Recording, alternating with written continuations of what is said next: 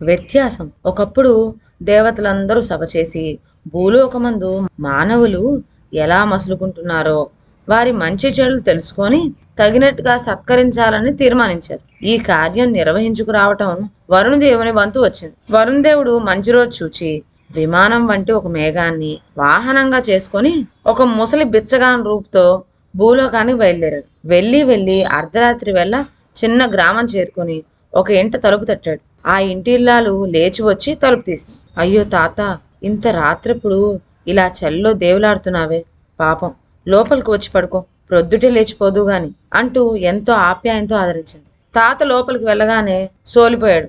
నోట మాట రాలేదు. ఇది చూచామా, ఓహో ఈ ముసలివాడు ఏదో దారి తప్పి ఇలా వచ్చాడు, పాపం తిండి తిప్పలు తిన్నట్టుగా కూడా లేదు అని జాలిపడి.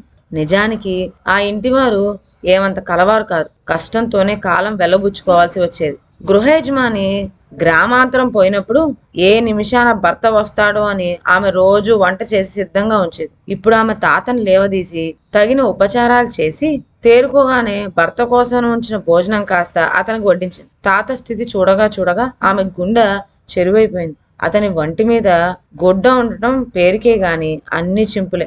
అయ్యో నా తండ్రి, ఇదేమి గుడ్డ, ఇదేమి లోకం, చలిమాట దేవుడెరుగు, మానవైనా కాపాడుకోవద్దా అంటూ గబగబా గదిలోకి పోయి మూట విప్పి భర్తకున్న ఒక పంచెను పర్రుమని చింపి, ఇదే ఉన్నది తాత, నీవు కట్టుకుంటావో కప్పుకుంటావో, ఇంతకంటే నేనేం చేసేది అని చెబుతూ నీరసంతో వేలాడిపోయిన ఆ ముసలివానికి ఆ గుడ్డ చుట్టబెట్టింది. ఇది కాక భర్తకు చిరుగుల బనియన్ ఒకటి ఉన్నది, కుట్టి బాగు చేసి అది కూడా ఈ దిక్కులేని వానికే ఇద్దామనుకొని ముందు పడవేసి కూర్చున్నది.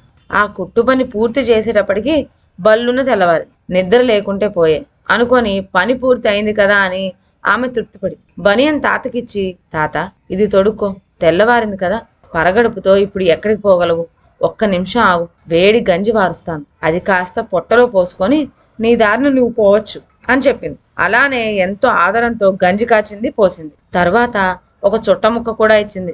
తాత చాలా సంతోషించాడు. దాన్ని అతడు బోసినోట పెట్టి ముట్టించి మెల్లగా పొగ వదులుతూ, అమ్మా నీ చేతి చలవ వల్ల నాకు ప్రాణ చేరుకుంది, మరి వెళ్ళొస్తాను, చల్లని తల్లివి, నీకొక్క మాట చెప్పిపోతా, నేను వెళ్ళగానే ముందుగా నీవు ఏ పని అయితే ప్రారంభిస్తావో సూర్యాస్తమానం వరకు అదే పని చేస్తూ ఉంటావు అంటూ గుమ్మం దాటి 4 అడుగులు వేసి అదృశ్యమైపోయాడు.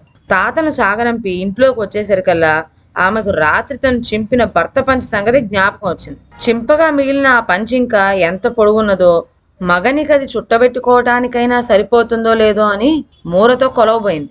చిత్రం ఏమిటో గాని అలా ఆమె మూరతో కొలుస్తున్న కొద్దీ పంచగుడ్డ పెరుగుతూ వచ్చింది. వంట పనికి పోదామంటే పంచె ఎంతకు తరగడం కనిపించదు. అలా ఆమె కొలిచిన గుడ్డ ఇల్లంతా నిండిపోయి సూర్యాస్తమయ్యేసరికల్లా ఆగింది. భర్త ఊరి నుంచి రాగానే ఆమె చిత్రమంతా చెప్పింది.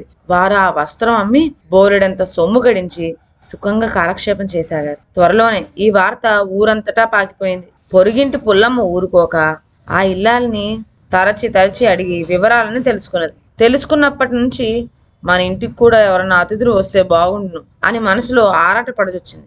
అనుకున్నట్లుగానే కొద్ది రోజులకే పుల్లమ్మ గారింటికి కూడా ఒకనాటి అర్ధరాత్రి వేళ ఒక ముసలివాడు వచ్చి తలుపు తట్టాడు. తయారుగానే ఉన్న పుల్లమ్మ గబీమని లేచి తలుపు తీసింది. తెచ్చి పెట్టుకున్న ఆప్యాయంతో, రండి తాతగారు రండి అని పిలిచి వాణ్ణి లోపలికి తీసుకుపోయింది. అతడు అడక్కపోయినా ఘనంగా ఉన్నట్లు నటించి భోజనం వడ్డించింది. సరిగ్గా ఇరుగు ఇల్లాలు చేసినట్లుగానే చేయాలనే ఆత్రంతో, అయ్యో పాపం అంటూ తాతను చూచి జాలిపడి భర్త పంచలో ముక్క చింపేసి, ఇది కప్పుకొని పడుకోయే తాత, ప్రొద్దుటే పోదుగాని అన్నది. ఇంతలో తెల్లవారి. అమ్మా నేను వెళ్తాను అన్నాడు తాత.